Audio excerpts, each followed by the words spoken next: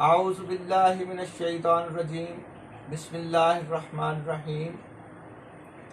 رب اشرح لی صدری ویسر لی امری واحلل عقدۃ من لسانی یفقہوا قولی۔ عزیزان من، سورہ حجرات کی آیت نمبر 8 کا ہم مطالعہ کرنے لگے ہیں۔ اللہ تعالیٰ فرماتے ہیں فضلا من اللہ و نعما، یہ اللہ کی طرف سے فضل ہے اس کا اور اس کا انعام ہے۔ واللہ علیم حکیم، اور اللہ تعالیٰ علم والا ہے اور حکمت والا ہے۔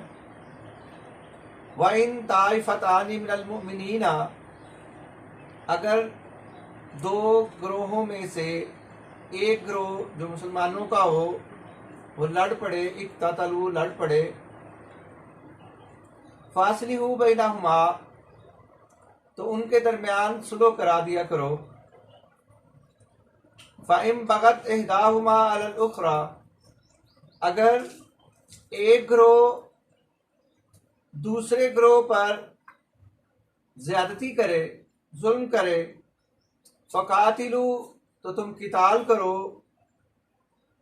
التی ان سے، تبغی جب تک کہ جو گروہ کرتا ہے ظلم و زیادتی، حتیٰ تفیء الی امر اللہ، یہاں تک کہ وہ اللہ کے حکم کی طرف واپس آ جائے۔ فَإِن فَات، اگر وہ واپس آ جائے، فَأَصْلِحُوا بَيْنَهُمَا تو ان دونوں کے درمیان صلح کرا دیا کرو، بالعدل عدل پر، وَأَقْسِطُوا اور انصاف کرو، ان اللہ یحب المقسطین، بے شک اللہ تعالیٰ انصاف کرنے والوں کو پسند فرماتا ہے۔ عزیزان من، سورہ حجرات کی یہ آیت اپنے اندر بہت سے معنی پنہا کیے ہوئے ہے، جیسا کہ پہلے بھی میں نے عرض کیا کہ اللہ تعالیٰ کی ذات حقوق اللہ کے ضمن میں تو تھوڑا سا نرمی کا رویہ رکھتی ہے، معافی کا رویہ رکھتی ہے،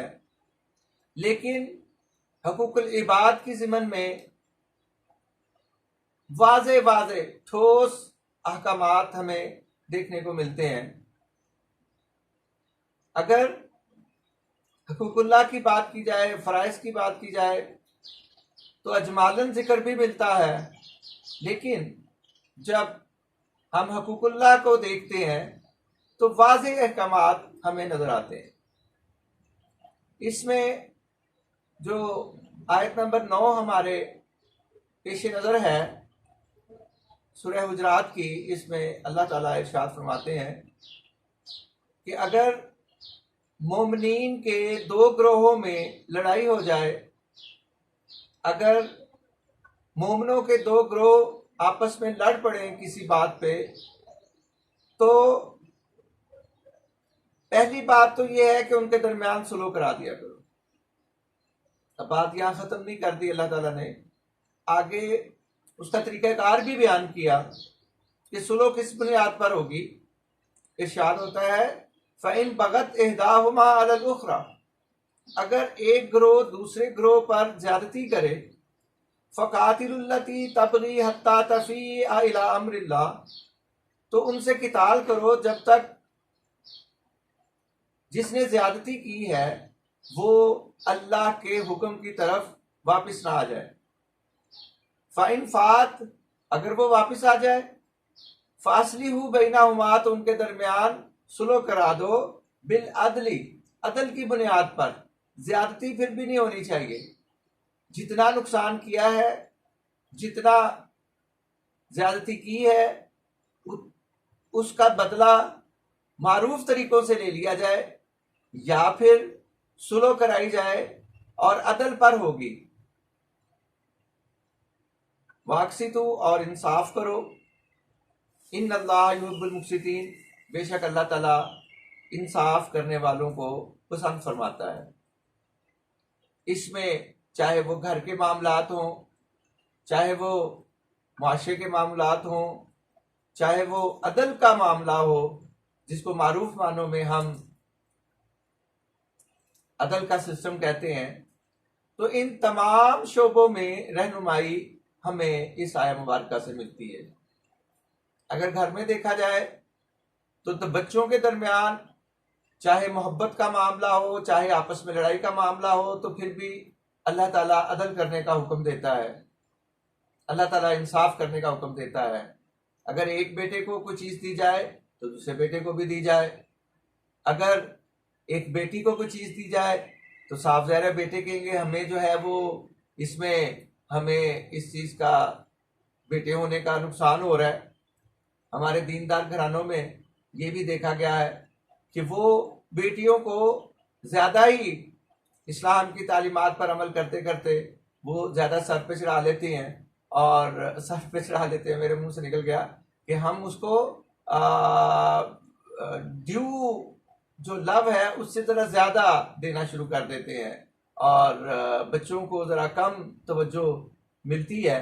تو پھر بچوں کے دل میں بھی آتا ہے کہ جناب اس کو بیٹی ہونے کی وجہ سے زیادہ جیسے میں نے پہلے کہا کہ سر پہ چڑھا دیا جاتا ہے، تو سر پہ چڑھا دیا جاتا ہے اور اس کا وہ ناجائز فائدہ بھی اٹھاتی ہیں۔ تو چاہیے یہ کہ بیٹا ہو یا بیٹی ان کو برابر ٹریٹ کیا جائے، ان کے درمیان مساوات رکھی جائے، ان کے درمیان انصاف رکھا جائے، بیٹوں اور بیٹیوں کے درمیان۔ ہمارے معاشرہ چونکہ مین ڈومینیٹڈ معاشرہ ہے، تو یہاں تو عام طور پر تو یہی دیکھا گیا ہے کہ مردوں کو کچھ زیادہ اختیارات دے دیے جاتے ہیں، لیکن وہ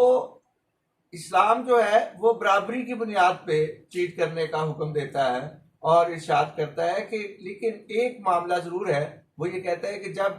مصلحت کا تقاضا ہے، حکمت کا تقاضا ہے کہ دونوں کے درمیان تھوڑا سا ایک فرق رکھنا ہے، تو وہ مرد کو تھوڑا سا اختیار زیادہ دیا جائے گا۔ اس میں کوئی مرد کی زیادہ عزت کرنے کا باعث نہیں ہے، بلکہ وہ صرف ایک جو ایڈمنسٹریٹو پوائنٹ آف ویو سے، تاکہ معاملات جو ہیں وہ سموتھ چل سکے، تاکہ معاملات جو ہیں وہ احسن انداز سے چل سکیں، چونکہ مرد کا جو کیا اسے کہتے ہیں کہ ویژن براڈ ہوتا ہے، اور وہ زیادہ اچھا فیصلہ کرنے کی پوزیشن میں ہوتا ہے۔ تو اس لیے بہرحال ہمیں اس آیہ مبارکہ میں نہ صرف یہ کہ گھریلو معاملات میں رہنمائی ملتی ہے، بلکہ اگر ہم اس کو اپنے بزنس پوائنٹ آف ویو سے دیکھیں یا اپنے جاب پلیس کی وجہ سے دیکھیں، تو پھر بھی ہمیں رہنمائی ملتی ہے کہ اگر دو قسم کے دوست آپس میں لڑ پڑے تو پھر ان کو سلو کرائی جائے گی، اور سلو کی بنیاد یہ ہوگی کہ جس نے زیادتی کی ہے اس کو واپس لایا جائے اللہ کے حکم کی طرف۔ اور اگر اس کو ہم عدل کے معنوں میں، معروف معنوں میں لیا جائے، تو پھر جو ہمارا نظام عدل ہے وہ بھی اگر سلو کراتا ہے، اگر وہ دو گروہوں کے درمیان سلو کراتا ہے، تو وہ انصاف فرق کرائے گا۔ اللہ تعالی ہمیں قرآن پاک کا فہم عطا فرمائے، اور قرآن پاک کی تعلیمات پر عمل کرنے کی توفیق عطا فرمائے، اور ہمیں ہدایت دے، اور ہمیں ہمارے گناہوں کو معاف کرے، اور رمضان المبارک کی مبارک ساتیں ہیں، اور ان مبارک ساتوں کا صحیح استعمال کرنے کی توفیق عطا فرمائے۔